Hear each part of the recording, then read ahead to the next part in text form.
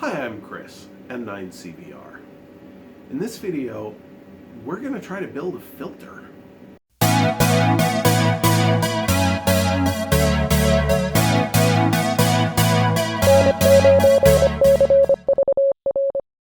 So here's kind of the deal.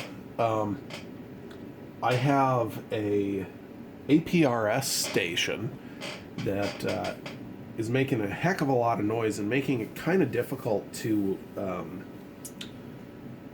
talk on 2 meters anywhere on my property. So what I have built here is a 1/4 wavelength coax stub, and I know this is not my solution, my final solution. If you can tell, 1/4 wavelength of coax, 1/4 wavelength of coax, and then 1/4 wavelength of coax here. This is not my final solution. Let's plug it into the VNA and I'll show you why.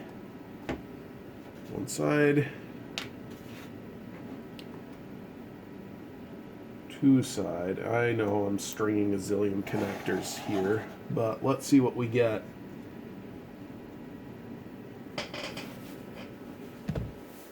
Oops. So I'm supposed to see a nice little dip there, and I'm not. So I'm going to, well, I'm seeing a dip, but not enough of a dip. So I think I'm going to cut this. Cut the same amount here. There's the dip. Notice I'm getting like minus 30 dB here. Let's see if we can bring it any closer.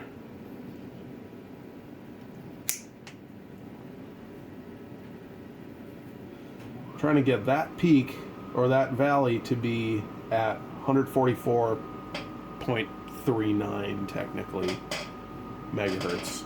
So let's keep trying. Cut that.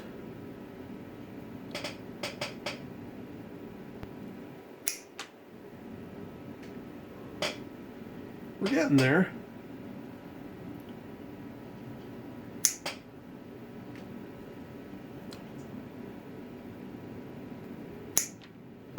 As you can tell, I'm trying to be very gentle about what I'm doing here.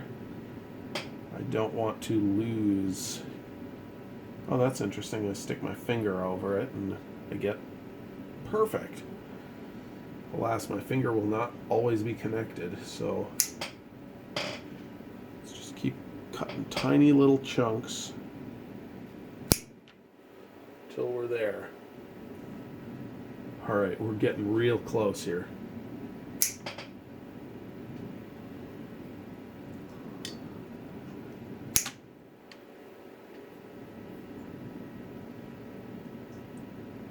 I don't think I dare do any more.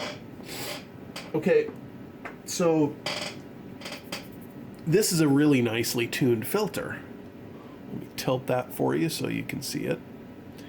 There you go. That's a very nicely tuned filter. Oh, that's interesting. What just happened here?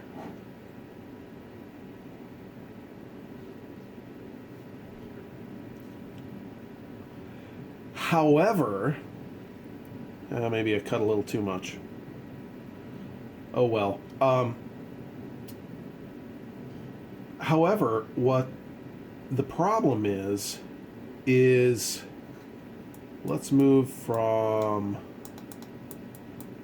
here we go, 144.1 megahertz. Right now I'm at negative 41 dB. And here is 148 megahertz. I'm at negative 51 dB. So I have essentially blanked the entire 2 meter band. Not cool. So now the hope is, and I don't know what's going to happen here, so we're going to experiment, find out together. Let me take this ridiculous thing apart. There we go. Here we go.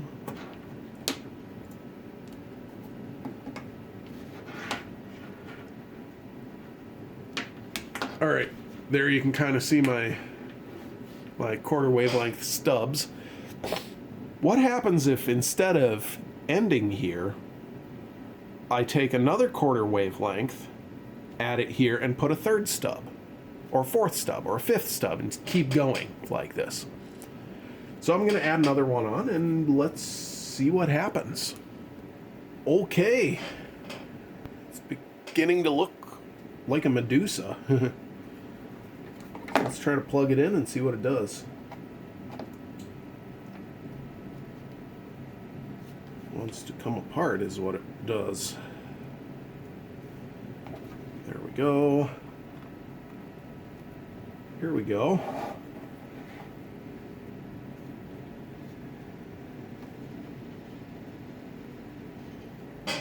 And that's still pretty wide. Notice I changed this from 144 to 148, and that was probably not wise. So let's go back, stimulus, start, 130.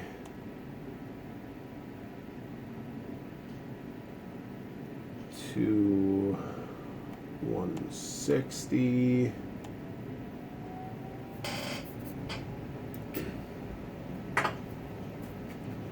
And we see that whatever I added here, and I gotta remember which one that is, that's this one.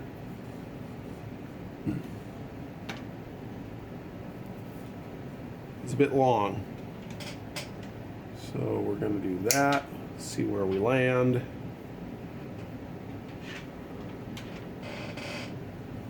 Play this game a little bit.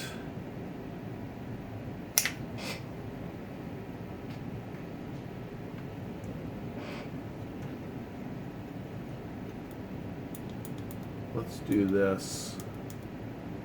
144.4 megahertz is kind of what we're looking at. What happens if I tilt this? No, it's still low. This is why stringing this many connectors together in a row is not wise.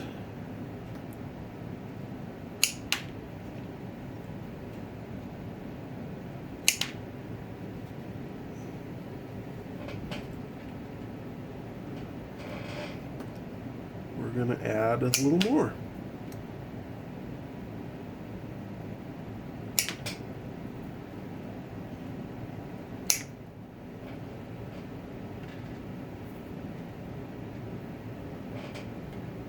Seeing it start to dip a lot. I'm going to cut a little more. Probably going to regret that, but you know, details.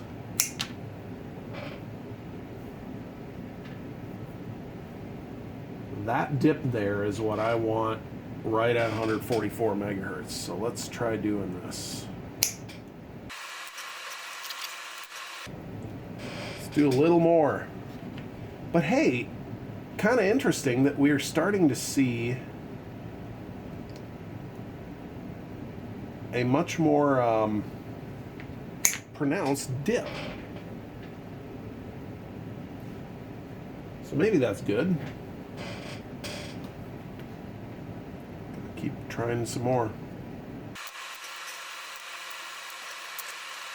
Okay, so let's check something now. Trying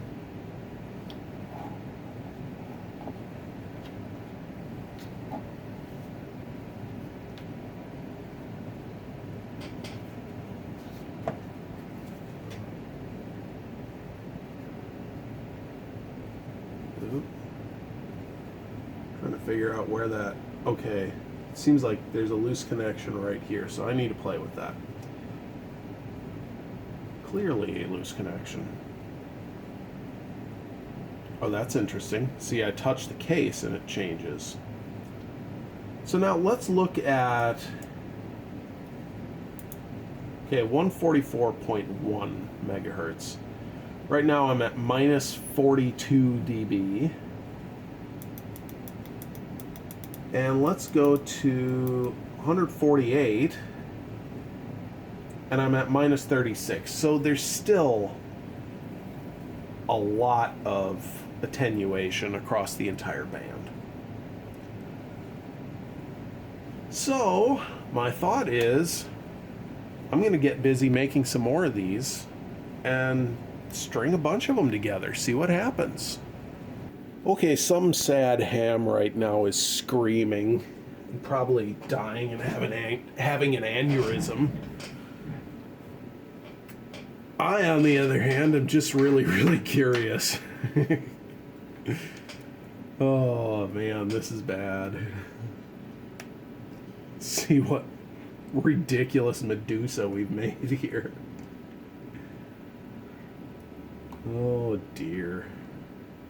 Oh, that's not gonna work. Just busted an end off. Alright, let's resolder that and I'll be back. Okay. Maybe I need to change the name of the channel to Ham Radio Insanity here, but I don't know. We'll find out what happens. Oh yeah, that's still warm. Okay. What have we done here? I think we broke it. Yeah, I think we broke it.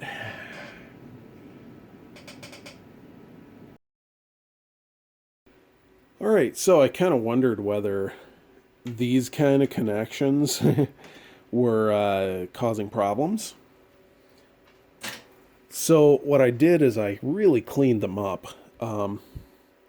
Basically what I got going on here is just, maybe a 1/4 inch of coax sticking out at each connection, and then 5, 6 stubs, something like that. Let's hop back here. I'm scanning from 50 to 300 megahertz, and you see I've got this really weird dip thing going. I'm still at, negative 30 dB here. So something strange seems to be happening when you stack a bunch of coax. So not exactly what I was hoping out of this video. I was hoping to create this really, really, really narrow notch filter. Seems like that doesn't happen, unfortunately. So anyway, hopefully this is interesting. I wrecked a bunch of good coax so that you wouldn't have to. And yeah, actually, let's run through this really quick. I'm kind of curious.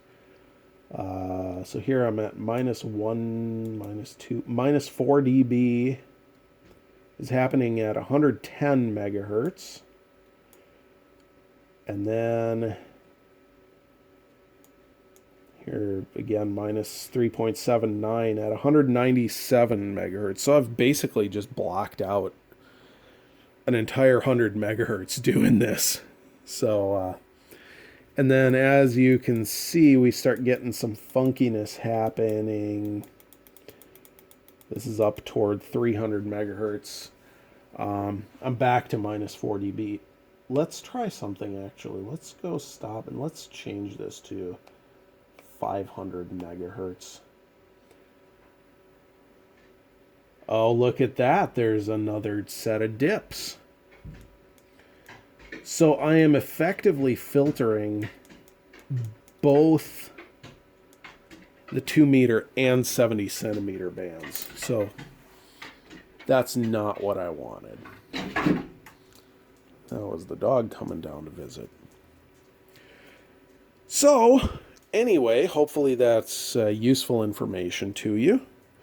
Hopefully you don't go wreck a bunch of good coax trying to do this. And we'll see you on the next video. 73.